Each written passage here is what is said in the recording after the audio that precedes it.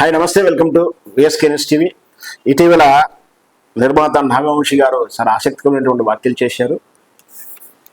పనికిరాని రివ్యూస్ చేసేటువంటి ఆర్టికల్స్ రాసినటువంటి సోషల్ ప్లాట్ఫామ్ లాంటి వెబ్సైట్లారా, మీరు మా గురించి రాయని అవసరం లేదు, మీరు మనకు అక్కరలేదు, మీరు రాయకండి, మాకు ఆడియన్స్ సినిమా మంచిగా ఉందో లేదో చెప్తారు. చాలా ఫ్రస్ట్రేషన్లో మాట్లాడినా నిజాలు మాట్లాడారని చెప్పి నేను చెప్తాను. మీకు సినిమా అంటే ఎవరైతే వెబ్ జర్నల్స్ ఎక్కువగా ఉన్నారో, సినిమాలో వెబ్ జర్నల్స్, వెబ్ ద్వారా జర్నలిజం వెబ్సైట్లు మెయింటైన్ చేస్తున్నాం, పీడిఎఫ్ల ద్వారా పత్రికలు మెయింటైన్ చేసేటువంటి వాళ్ళు, ఇక డైరెక్ట్గా మ్యాగజైన్, ప్రింటెడ్ మ్యాగజైన్స్ ఉన్నవాళ్ళు, యూట్యూబ్ ఛానల్స్ ఉన్నవాళ్ళు, ఈ నలుగురు కూడా సినిమాల మీద రివ్యూ రాస్తున్నారు. రివ్యూ రాయడం తప్పేం లేదు, కానీ దీంట్లో బ్లాక్ మెయిలిజం అనేది అంతర్గతంగా నడుస్తూ ఉంది. వ్యక్తిగతంగా దృష్టికోణం వేరు. అంటే ఉదాహరణకు నాకు చిరంజీవి నచ్చాడు అనుకోండి, సినిమాని పాజిటివ్ వైపే రాయాలని అనుకుంటాను. లేదా చిరంజీవితో నాకు పని ఉంది, ఆ మెగా ఫ్యామిలీ సినిమాలతో నాకు పని ఉంది, ఎందుకంటే నాకు పిఆర్ఓ ఇస్తాడు, డైరెక్షన్ ఇస్తాడు, ఇంకేదో ఇస్తాడు, బిజినెస్ ఇస్తాడు, లేదా వాళ్ళతో మంచి రిలేషన్, నేను అడిగితే ఇంటర్వ్యూలు ఇస్తారు. సో నేను నెగిటివ్ ఇవ్వాలనుకోను, బాగలేకుండా బాగుంది అనుకుంటాను. ఇది తప్పే.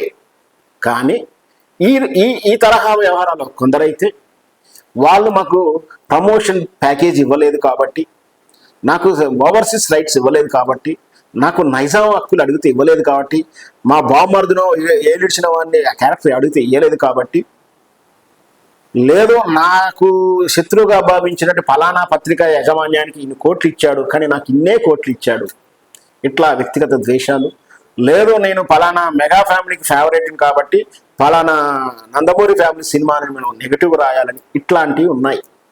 సో ఇవి ఎవరైనా సరే, అంటే web journals, PDF journals, printed journals, YouTube channels, ఈ నలుగురు కూడా, అందరూ కాదు ఎక్కువ మంది ఇల్లే ఉన్నారు. మనందరికీ తెలుసు ఈ మధ్యకాలంలో అతను ఎవరో వెబ్ జర్నల్ పేరు మీద చాలాసార్లు ఆయన రీసెంట్గా కూడా ఆయన బ్యాన్ చేయడం జరిగింది.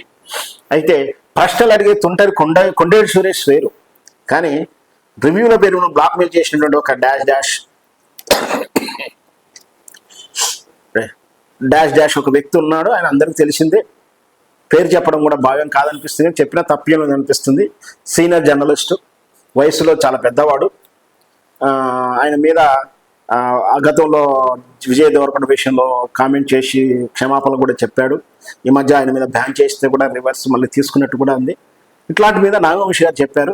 సో టోటల్గా నేను చెప్పొచ్చేది అంటే, నిజంగా ఇంత బ్లాక్ మెయిలిజం జరిగినటువంటి ఈ ప్లాట్ఫాము, ఈ సెక్టరు రివ్యూల పేరు మీద జరుగుతున్నప్పుడు, రివ్యూల వల్ల సినిమా ఫ్లాప్ అవుతుందా, పెరుగుతుందా, హిట్ అవుతుందా అంటే, సమ్ టైమ్స్ ఆ టాక్స్ కానీ రివ్యూస్ కానీ పనిచేస్తుండవచ్చు, అయినా కూడా పని చేయకపోవచ్చు. ఇప్పుడు డిబేట్ టాక్ ఉంది, కొన్ని సందర్భంలో రివ్యూలే బేస్గా ఉండేవి. ఇంత జరుగుతున్న తరుణంలో రివ్యూలు చేసి సినిమాని కిల్లు చేస్తాయా, రివ్యూలు పనికొస్తాయా అని చర్చ పక్కకు పెట్టేస్తే, అసలు సినిమా రిలీజ్ అయిన తర్వాత నా డిమాండ్, నా కోరిక, లేదా నేను ఆశిస్తుంది, నా డిమాండ్ ఏంటంటే, సినిమా రిలీజ్ తర్వాత 4 వారాలు రివ్యూలు రాయడాన్ని బ్యాన్ చేయాలి. కాపీ రైట్స్ ఎట్లా పెడతారో రివ్యూ రైట్స్ అని పెట్టాలి. రివ్యూస్ లేకుండా, రివ్యూస్ రాస్తే వాడిని జైల్లో వేసేటట్టు చట్టం తేవాలి. వాడెవడో సినిమా చేసుకుంటే మీకేదో వచ్చిన నాలెడ్జ్ ప్రకారం ఏదో గొప్ప వాళ్ళంటూ రివ్యూలు ఇస్తూ ఉంటారు. సో సమ్టైమ్స్ నేను కూడా ఇచ్చాను. నేను కూడా ఇంతవరకు ఇచ్చిన రివ్యూస్ కూడా సినిమా బాగలేనప్పుడు, నచ్చినప్పుడు నేను నెగిటివ్ టాక్స్ ఎప్పుడు చెప్పలేదు. ఆ సినిమాకు పిలిస్తే రివ్యూ చెప్పడం అని నేను చెప్పలేదు, నోరు తెరవలేదు. నేను I'm not able to unable అని చెప్పేవాడిని, లేదా నేను అవైలబుల్ లేనని చెప్పేవాడిని.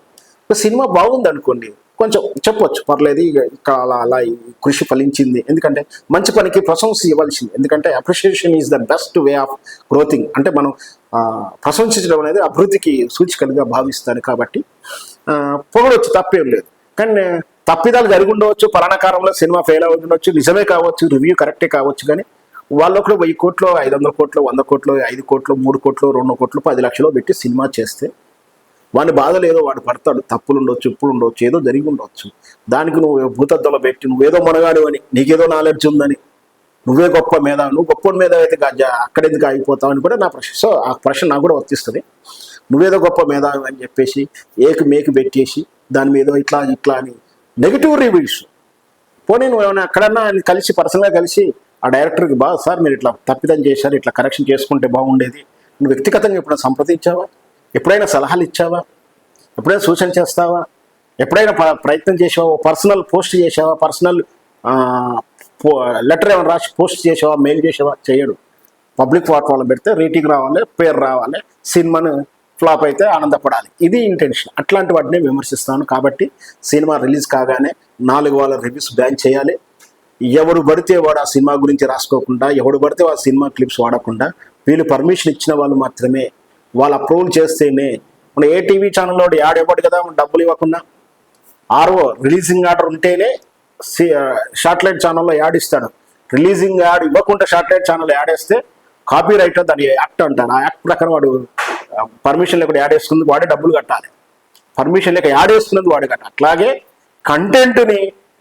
కంటెంట్ని ఎవడు పడితే వాడు పబ్లిష్ చేస్తే చట్టము శిక్షించేటట్టు సెక్షన్ రావాలి. రెండోది రివ్యూలు రాయడం కూడా బ్యాన్ చేయాలి. అప్పుడు మాత్రమే ఈ విశృంఖలమైనటువంటి పైశాచిక ఆనందంతో రాసేటువంటి థంబ్నెయిల్స్ పెట్టేటువంటి విధానం స్వస్తి పలకొచ్చు. ఇటువైపులో కొందరు ఆలోచిస్తే మంచిదని నా ఉద్దేశం. జై.